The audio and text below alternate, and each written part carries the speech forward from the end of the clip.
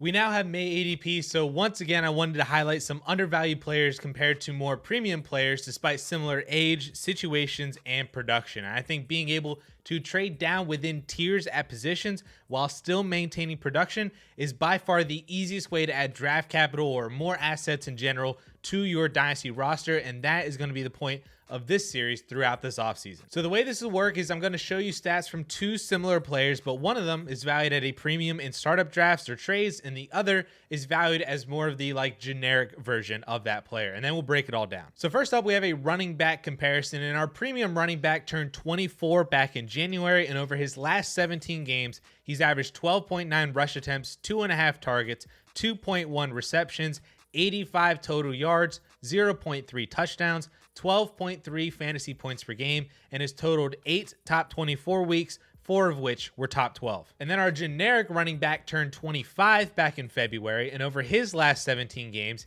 he's averaged 12.4 rush attempts, 5.2 targets, 4.1 receptions, 86 total yards, 0.4 touchdowns, 14.8 fantasy points per game, and has totaled 12 top 24 weeks, 7 of which were top 12. And then usually at this point, I have some extra pieces of info that compares the two even more beyond their stats, but I honestly don't have anything else here, so I'll just get right to the reveal. Our premium player is Travis Etienne, currently valued as RB8 in May ADP, and the generic running back is Rhamondre Stevenson, currently valued as RB13, taken over a round after Travis Etienne in one quarterback startups. So why the discrepancy? Well, I think this one comes down to pedigree. Etienne is the blue chip first round running back playing with his college quarterback on an up and coming, very good and potentially very explosive offense in 2023. And Rhamondre is a day 3 pick, was at best like a third rounder in your rookie drafts a couple years ago, is on the New England Patriots, who are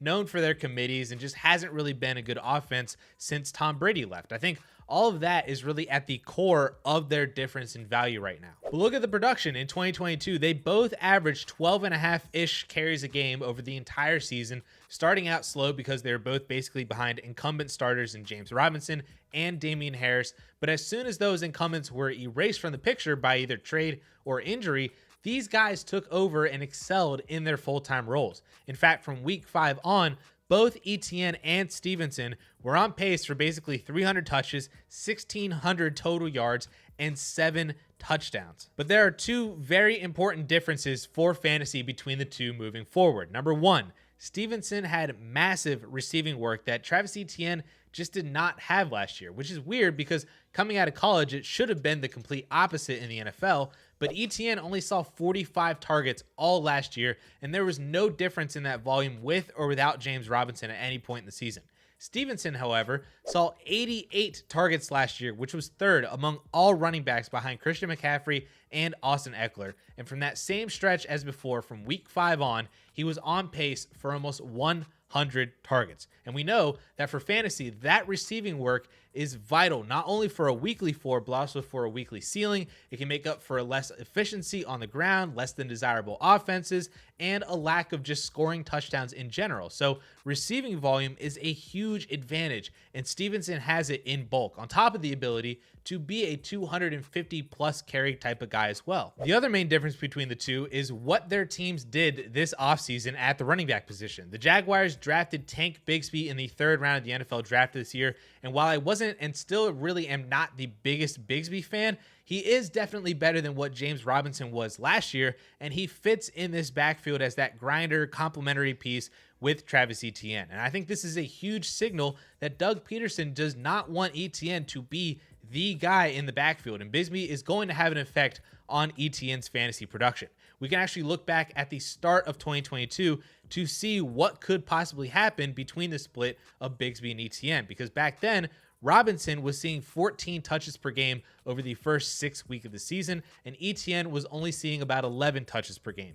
Robinson averaged 12 fantasy points per game. Etienne averaged 9.5. That's essentially a 50-50 split, and that drastically reduces both the floor and the ceiling for Travis Etienne, especially if he's not really catching passes or receiving a huge receiving workload. Now, I do think that that's absolute worst case scenario for Travis Etienne. Those were also the first games of Etienne's career after missing all of 2021 with injury, so I do expect there to still be some sort of a split between ETN and Bigsby, but I also expect ETN to be the 55 guy of a 55-45 split, or a 58 guy out of a 58-42 split. It's still not going to be fantastic, but it's going to be more than what he had last year with James Robinson. The Patriots, on the other hand, basically didn't even touch the running back room. They actually, coincidentally enough, added James Robinson, but Robinson just, I don't think, is very good anymore. I don't think that he's better than what Damian Harris was last year, so he shouldn't really have any real effect on Stevenson. So Rhamondre is just right back into the same workload that he had basically all of last year, when he was on pace for 300 touches, 1,600 yards, and 7 touchdowns, finishing as the RB8 on the year. So I am fully aboard the Rhamondre Stevenson train for 2023, and I want to be trading down from Travis Etienne to go get him. Our trade analyzer right now says that the difference between Etienne and Stevenson is the 110 in Superflex leagues, or like the 108-ish in one quarterback leagues. That is a tremendous trade down to potentially get a running back who might just straight up outscore Etienne. But then also you have a shot on the guys like Zay Flowers, Dalton Kincaid, Devin A-Chain on top of that production from Rhamondre Stevenson.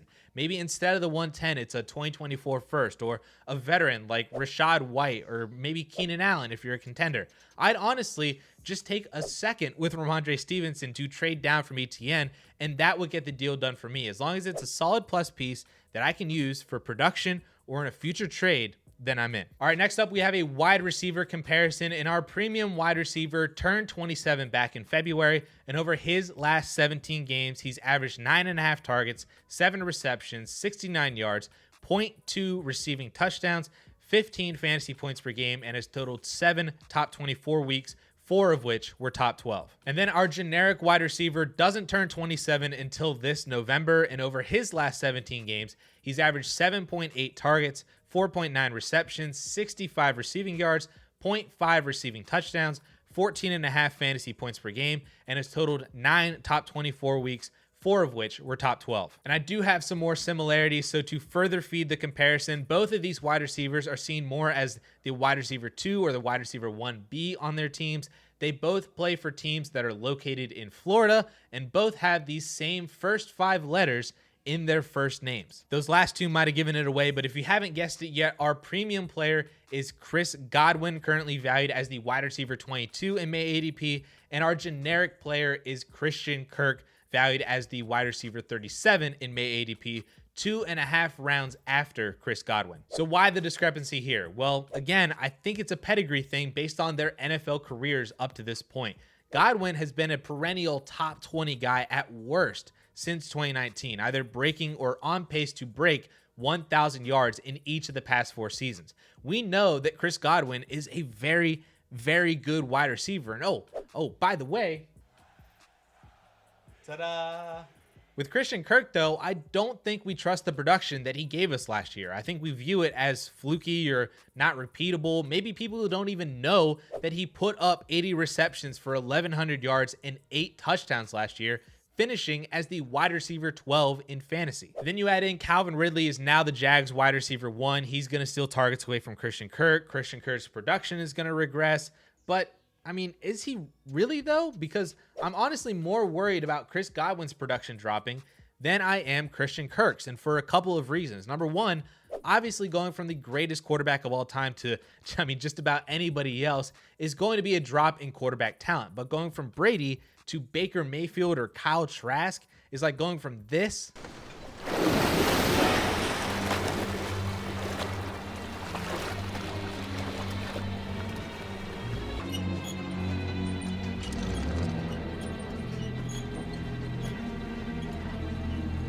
You're gonna need a bigger boat. to this.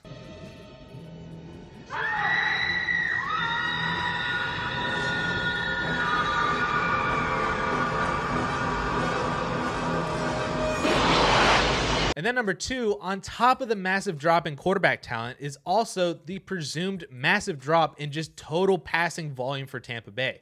Did you know that Tom Brady threw the ball 733 times last year? That's 30 more pass attempts than Justin Herbert in second place at 699. You think they want Baker Mayfield throwing 700 times in 2023? Do they even want him throwing 600 times? They could drop down to 550 pass attempts, which was still top 5 in passing volume last year, right there with Josh Allen, and that would be a 25% drop in total passing volume across the entire team. One of the reasons that Chris Godwin was really good for fantasy last year was the 140 targets that he saw and the 100 plus receptions that he caught. If you take away just 10 of those receptions, Godwin goes from the wide receiver 18 on the season to wide receiver 23. Take away 15 of those, and he's now wide receiver 27, right there with Juju Smith-Schuster. So those are the big reasons why Godwin is kind of scary right now for 2023, not even mentioning a new offensive coordinator. And that offensive coordinator is talking about moving Godwin out of the slot more. So how does that affect his production? Godwin also hasn't played a full season since 2018. He's missed a couple of games every single year with random stuff. These are all just minor things though, but they start to stack up into one more big thing right there with the loss of Tom Brady and a drop in volume this year. And these just aren't issues that we have with Christian Kirk. Literally the only change from last year to this year is the addition of Calvin Ridley. That's it. And look, I love Calvin Ridley, but he's also a 28-year-old receiver who hasn't played since October 2021. There's going to be some rust there, let alone the possibility that maybe he's just not as good as he once was.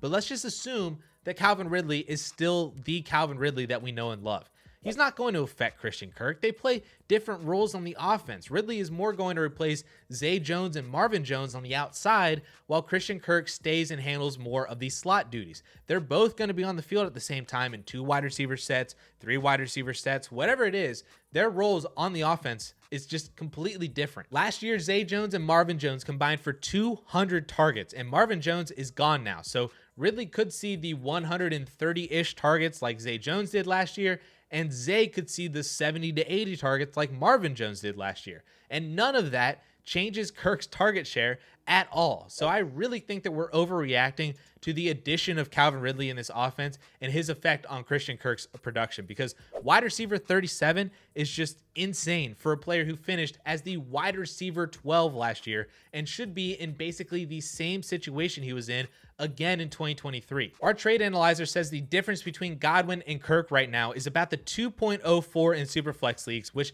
I know doesn't really sound like a lot, but if they're both going to produce similarly, or potentially even Kirk being better than Godwin, wouldn't you want an extra second on top for basically free? Take a shot on a rookie like Roshan Johnson or Jonathan Mingo, or maybe instead of them, you go for a veteran like Isaiah Pacheco or David Montgomery, James Conner, honestly, if you're competing, or maybe like an Elijah Moore or a Wan'Dale Robinson type player if you're looking for youth with upside. These are deals that you should be able to get done right now if you have Chris Godwin, and I would be actively exploring these options. And I'm going to be doing videos like this all off season, so be sure to subscribe for more content like this. In fact, if you missed this same type of video from back in March that's still very applicable today, then you can watch that video right up here.